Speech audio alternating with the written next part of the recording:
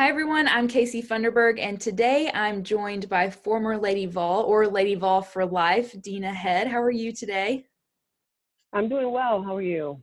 I'm doing good, and I'm just going to jump right into it. We're going to go into your playing career for the Lady Vols. What was it like for you to play for Pat Summitt and to be a part of national championship teams, and then also just to be a part of the amazing legacy that Lady Vol basketball is?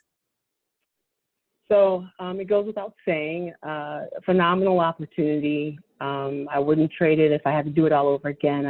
I'd do it in an instant. But just feel very, very blessed to have had that opportunity, not only to play for Pat, but as well as just being able to play among some of the most prestigious players, not only in the country but in the world. And it was a fabulous experience.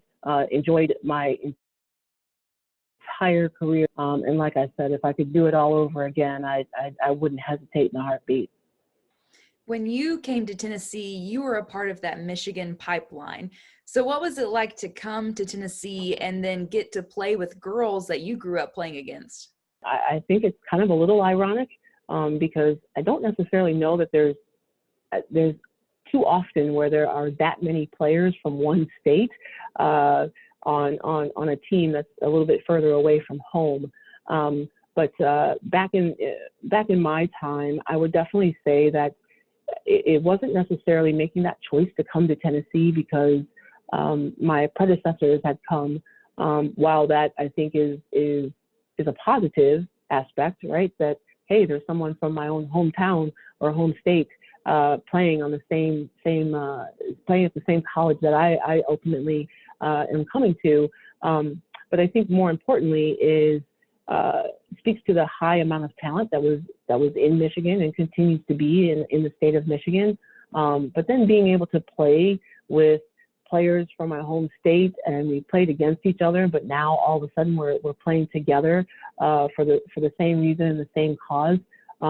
It's pretty awesome. A lot of former Lady Vols, they talk about the sisterhood that you create. And it's not just, the girls you were with those 4 years, it's beyond that. So what has that sisterhood been like for you? Once a Lady Vol, always a Lady Vol. You will always be part of that big family.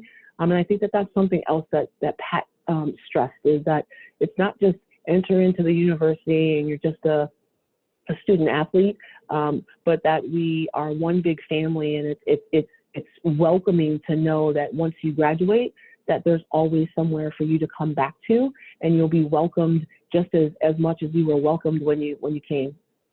Pat Summitt was noted to have said that you are the only player that she's coached that on the first day of practice your freshman year, she was like, okay, this girl is ready to play college basketball. And that's a big deal to hear from Pat Summitt. So when you hear that, what goes through your mind? I'll say it's a pretty tall compliment. I will say that inside or inwardly, at that time, I definitely felt like I was ready. But there was some big shoes to fill. And as we all know, Pat raised the bar very, very high, or sets the bar very, very high. So to hear that is fantastic. But I will definitely say that I had my lumps along the way. As a freshman, there's definitely, I think I can think of moments where Pat quickly reminded me, no matter how talented you are and how prepared you are, you still got a lot to learn. And so I think from that aspect, it's refreshing to know that we had a coach in Pat that not only were you encouraged, you were held accountable, you were pushed to your limits, but being able to see what can happen as a result of all the hard work that you pour in, that encouragement when you feel like you just can't do anymore, or when you're just having a bad day, for someone like Pat to be able to come over and give you a hug and say it's going to be okay, even when you don't think it's going to be okay, is something that's very, very memorable. You were a part of the building years to what created a dynasty. So what do you think about when you think about the impact that your group made? I think with women's basketball, I think we continue to add on to basically what's already started. There's obviously many players before us. There's been many players after us, but to kind of be a part of what has grown to be something on a very high playing platform is pretty surreal. Just when you think about the magnitude of the players that have come through there, each individual has contributed in their own individual way.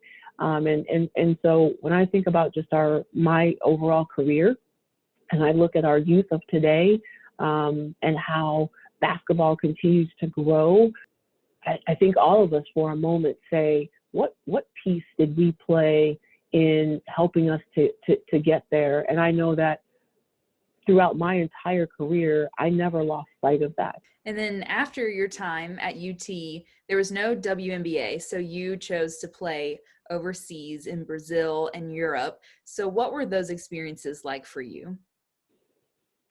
So I think it was pretty awesome to be able to say that post collegiate career, that you have the opportunity to be able to continue to do something that you love to do. And going abroad, I won't say that I was hesitant at first, because I think I was more excited about being able to continue on, and actually get paid for what you love to do. So in that, I've always said this, and I will maintain this, is that if I could give everybody a chance, if I had all the money in the world and I could give everybody a chance to at least travel abroad, and experience a different culture, a different environment, if nothing else for just a week, I would do it. And you did eventually get to come back home once the WNBA was created. They did the college draft, but they also did the elite draft where you were the number one pick. And there's only been 3 Lady Vols, that includes you, that have been the number one pick. So what did that mean to you to be able to come back, play for the United States, or play in the United States, and be the number one pick? I don't know that I've never ever really truly absorbed it for its full face value. I feel as though I've always remained humble in that aspect, and it's another accolade. It's another accomplishment that I get to put in the books.